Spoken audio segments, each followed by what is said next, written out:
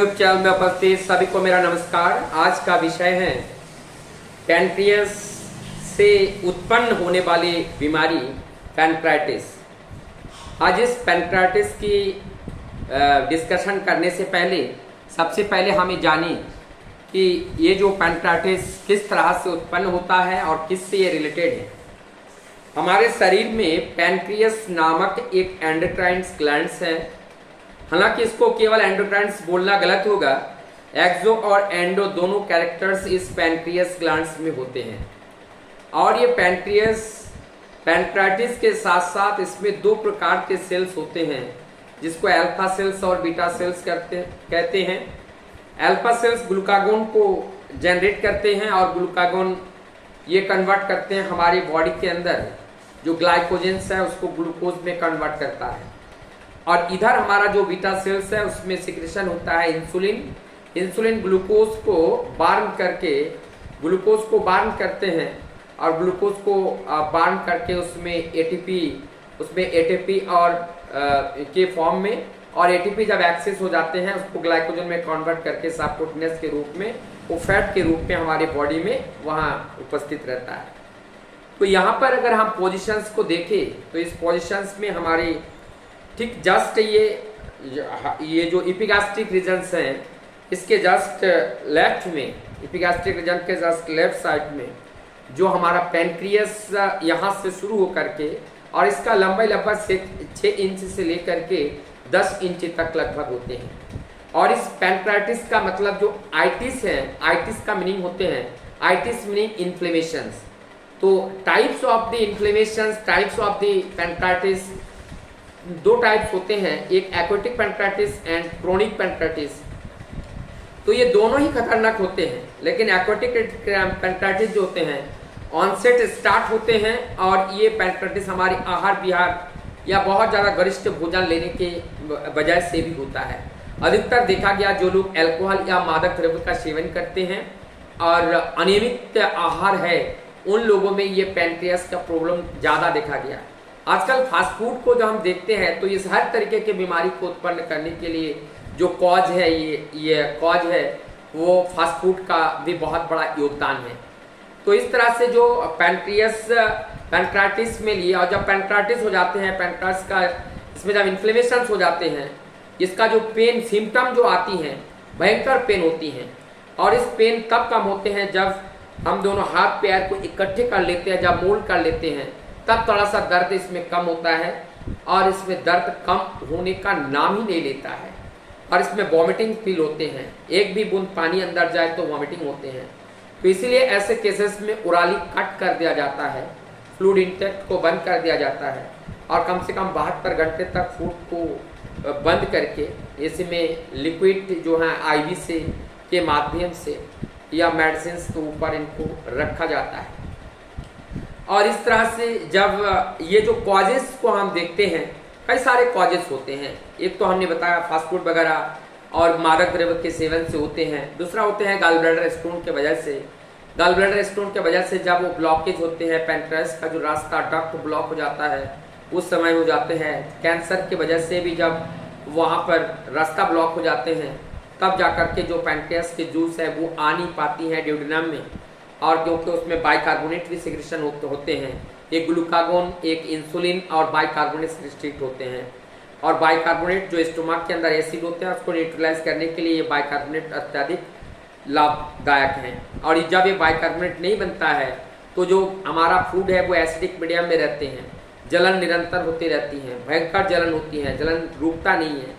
तो इसलिए इसको हम डायग्नोसिस करने के लिए हम अल्ट्रासाउंड करते हैं। अल्ट्रासाउंड करने से हम इसका साइज को देखते हैं कितना साइज हुआ। उससे भी प्रॉपर डायग्नोसिस नहीं हो पाते हैं तो हम उसमें CT एब्डोमेन करते हैं, एब्डोमेन से देखते हैं। ब्लड टेस्ट को जांच करने के लिए हम CBC देखते हैं, ESR देखते हैं, ESR कितनी बड़ी है, CRP कितनी बड़ी है, क्योंकि इनके इन्फेक्शंस होते हैं CRP बढ़ जाती हैं। और ख़ास करके जो एमाइलेज और लाइपेज एंजाइम्स इसको देखा जाता है क्योंकि साधारणतः देखा यह गया कि पैनक्रियास के प्रॉब्लम से एमाइलेज और लाइपेज की मात्रा बहुत ज़्यादा बढ़ जाती है और ये बहुत ज़्यादा बढ़ जाती हैं। इससे पेशेंट और ज़्यादा इरिटेट हो जाते हैं। डाइजेशन नाम का कोई चीज़ बचा हुआ नहीं रहता है। तो ये सारी एक्वेटिक पैनक्राइटिस हो गया, क्रोनिक पैनक्राइटिस हो गया, और एक कैंसरियस पैनक्राइटिस होते हैं। ये जो क्रोनिक पैनक्राइटिस होते हैं, ये पैनक्राइटिस निरंतर बनी रहती हैं। पेशेंट धीरे धीरे पतले हो जाते हैं क्योंकि ओरली इंटेक नहीं कर पाते हैं। ये भी बहुत ही भयावह होते हैं, पेशेंट मृत्यु के कगार पर पहुंच जाते हैं। लेकिन आप लोग कहेंगे कि हम केवल इसको डराने की बात कर रहे हैं, बचने का क्या उपाय है? बचने के उपाय मैं बताऊं। बचने का उपाय है, हम नियमित रूप से अनुलोम विलोम प्राणायाम करें, कपालभाति करें, जितना वॉकिंग कर पाए वो वॉकिंग करें, और जो भी फूड इंटेक हम कर पा रहे हैं, और फूड इंटेक में हम जैसे लौकी, केवल लौकी, एक हरी मिर्च डाल करके, काला नमक थोड़ा सा डाल करके उसको तरी बना करके उसमें ले, उसमें ऑयल शून्य कर दें, ऑयल उसमें और स्पाइसी उसमें बिल्कुल ना दें। और हम जो है क्वाथ बना के, चावल का क्वाथ बना करके पानी पानी ले लें, या जो भदरी बनाया जाता है ज़्यादा पानी और दाल ज़्यादा और चावल थोड़ा सा दे करके जो पानी पानी बना जाते हैं, उस लिक्विड का इस्तेमाल करें। फल में जो हम मौसमी, हम स्वयं खाए जूस निकाल करके ना पिए, उसको मौसमी का जूस ले लें, और दूसरा फल फ्रूट का इस्तेमाल बहुत ज़्यादा ना करें। तो इस तरह से, और एकदम बैठे लेटे रहना नहीं चाहिए, थोड़ा हाथ पैर चलाना चाहिए, योगा, सूक्ष्म योगा करना चाहिए, योगा करने का जो टाइम पीरियड है उसको बढ़ा देना चाहिए। इस तरह से धीरे धीरे हम अपने अंदर इम्प्रूवमेंट पाते हैं। जैसे जैसे हमारे अंदर ताकत आता जाए, वैसे वैसे हमें योगा की मात्रा को भी बढ़ा देना चाहिए। आहार विहार में सदैव ख्याल रखना चाहिए। तो इस तरह से कंडीशन से हम चलते हैं तो इसमें भी हम विजय प्राप्त कर सकते हैं। कैंसर के केस में यदि कैंसर का first, second, third, fourth stage अगर बढ़ जाती है तो उस समय कोई रास्ता बचा नहीं रहता है।